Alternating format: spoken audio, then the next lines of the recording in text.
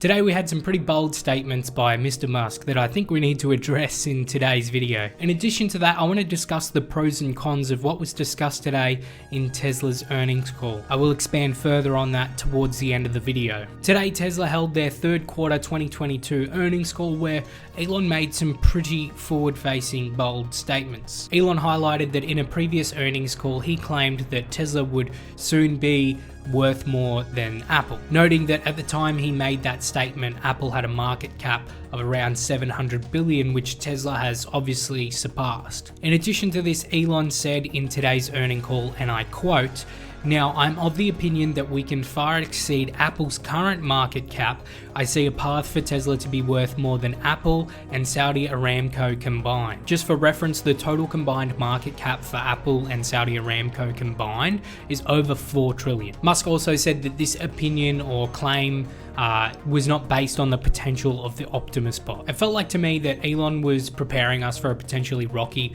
2023 economically, and I think it's pretty clear that that is potentially where we're heading, and I think he wanted investors to really focus on the long-term potential of Tesla. And I think this is important too. We are in unknown territory with where the market is at the moment, so short-term bets at a time like this I think are a little bit naive, a little bit silly, but I think investors who continue to hold over these next 12 to 18 months, over the span of a 10-year period, are going to reap the rewards. There is a real possibility that by investing in Tesla today, you may not make any market returns over the next 12 to 18 months. There are a lot of things out of Tesla's control, like pricing stability, the Fed's policy on rate hikes, and regulatory approval of full self-driving. Now, I noticed that after the earnings call, the media tried to portray the earnings call as a negative, basically saying that with the missing quarterly revenue expectations and the demand must be dampening.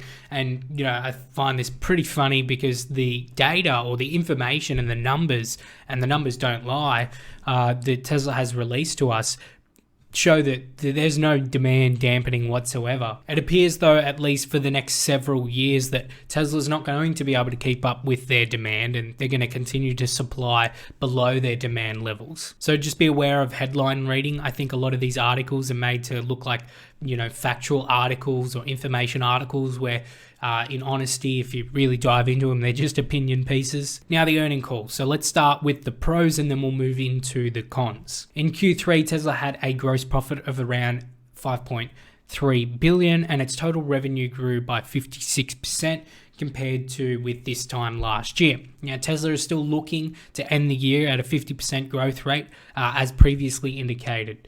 In the past 12 months, free cash flow has exceeded 8.9 billion. Tesla's operating margin of 7.2% is above the S&P average. Tesla says that they deployed a record 2.1 gigawatt hours of energy storage in Q3, which is a 62% increase year over year. And the total number of 4680 cells produced increased by 3 times in Q3 compared to Q2. Tesla plans to introduce front gigs castings and structural battery packs at Giga Berlin before the end of this year. Tesla also says that they now have a record 21.1 billion in cash, driven by free cash flow of 3.3 billion. Tesla says the Cybertruck is no longer in the development phase, is now moving into the tooling phase, and Tesla remains focused on increasing vehicle production as quickly as they can possibly, by increasing the weekly build rate in Fremont and Shanghai and progressively and steadily through the production ramps in Berlin and Texas. The third quarter of 2022 was another strong quarter with record revenue, operating profit, and free cash flow.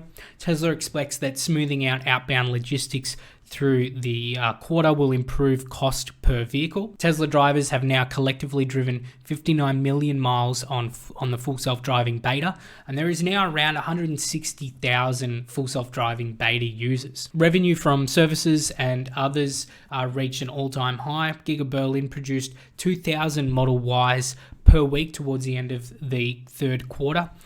Paid supercharging grew and more than 3x compared to the prior year, and we are now and Tesla is now working to further accelerate their deployments with the supercharging. Services and other gross profit, like I mentioned, reached record levels in Q3, and this was mainly impacted by the used car and part sales. Now, the operating margin of 17.2% in Q3 basically achieved an industry-leading operating margin, and they've managed to do this during material headwinds year over year.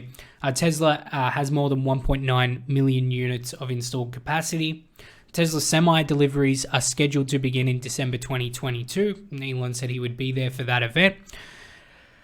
Oh boy, it's pretty good when the earnings call has a list of pros that long. Now let's move on to the cons. PE ratio dropped from 78 times to 66 times. Logistics volatility and supply chain bottlenecks remain the immediate challenges, although Tesla said that they are improving. Tesla continues to believe that battery supply chain constraints will remain the limiting factor to the overall growth of the EV market in the medium to long term. Despite these challenges, Tesla expects to continue to deliver every vehicle produced while maintaining strong operating margins. Raw material cost inflation impacted profitability, along with ramp inefficiencies, mainly at Gigafactory Berlin, Gigafactory Texas, and the 4680 cell productions. Thanks for watching. I'll catch you next time.